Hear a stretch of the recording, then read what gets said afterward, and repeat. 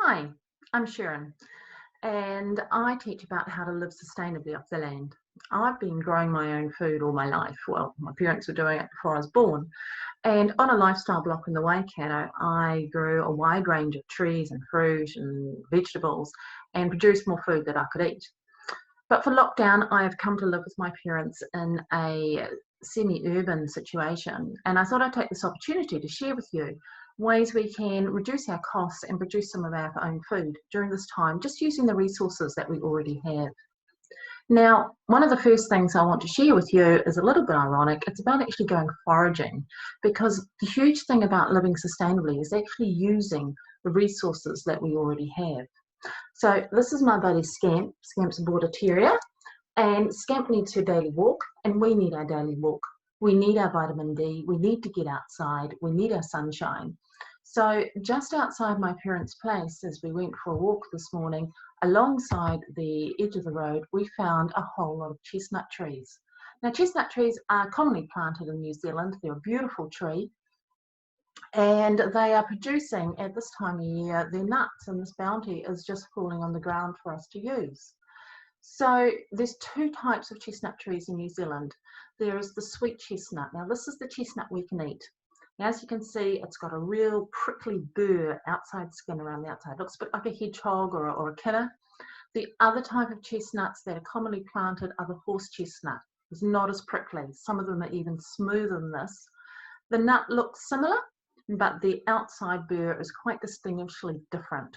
So if you see a tree while you're taking your daily exercise, and underneath the tree at this time of year, we've got those chestnuts on the ground with that prickly burr, pick them up. They are really worth eating. Now, picking them up, that burr is quite lethal. Put the dog down. And I like to stomp on them with some good shoes and actually release the nut from that burr. And even then I'll use a pair of tongs, a pair of barbecue tongs or kitchen tongs or something to pick them up, because those prickles will go through a garden glove no problem. Now, once you've got a decent amount of these things, there's a million different ways to cook them. They're a really nutritious superfood, like most of these natural foods are. So whenever you cook them though, the first thing you must do is pierce the skin somehow, because what happens is when they're cooking, the gases heat up inside, and if there's nowhere for them to escape, they can explode, and that can be really quite interesting. So just use a sharp knife or anything like that and just poke a little hole or cut a little slit in it. You just want to break that leathery skin shell on the nut. Traditionally in Europe, they would roast chestnuts. And to roast them, I just throw them in the oven with a little bit of oil and some salt so that gets on your hands when you're eating them later.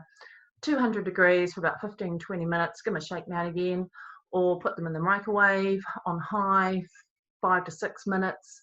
You can put them on the barbecue, you can put them over the fire, whatever works, or grill them, whatever works for you. And when the skin splits and they're done, let them cool down so nobody burns themselves, and let people peel them and open them up and eat the sweet flesh inside. Now, it's a lot like eating a kumara in a way. It's the same sort of texture, and it's sweet. It's got just a slightly more nuttier flavour than the kumara. It's really quite delicious, but not the sort of thing I'm going to say, oh, yum, we're going to sit down and have a feed of chestnuts tonight. My favourite way to actually use them is to pierce them. As I said, always pierce them before cooking them. Throw them in some cold water, bring the water to the boil it for about 10 minutes, and then keep them warm, strain the water off and wrap them in a tea towel or something to keep them warm, because they're a lot easier to shell when they're still warm. And then just peel that outer skin off, and you'll get a whole lot of kernels that look like this. Now, once you've got them like this, you can just throw them straight in the freezer and keep them till winter, no problems. My favourite way to use them from here is either to make a soup or put them in a stew or a stir fry. So you've got your meat, you've got your vegetables, and then you've got this nice chunk of kumara, almost like chestnut, which is a really nutritious way to pad out your meals. But you can take it in a million different ways. A little bit of research on the net will bring you lots of different recipes. You can, of course, make stuffing with them, just put them through the kitchen whiz. They're quite dry. Chestnut is one of our driest nuts, has one of the least oils in it. So when you're making the stuffing, add quite a bit of butter and a few eggs along with the onions and herbs. And if you're going to take it even further and grind it up really fine and use it like a flour substitute, it's because it's so dry, you can't actually just substitute wheat flour for chestnut flour. It's quite a different flour to cook with. So I prefer to use carrot cakes or orange cake recipes, those really moist recipes. And if you go onto my Facebook page, Sharon on Sustainability, you'll see I put a recipe up there for a really decadent chocolate cake. It's really super yum.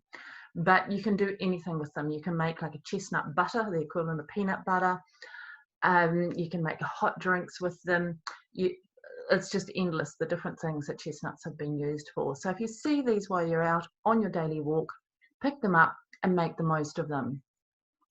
Now, I'm going to post some more videos later on about how we can grow some quick vegetables, some baby greens and some sprouts.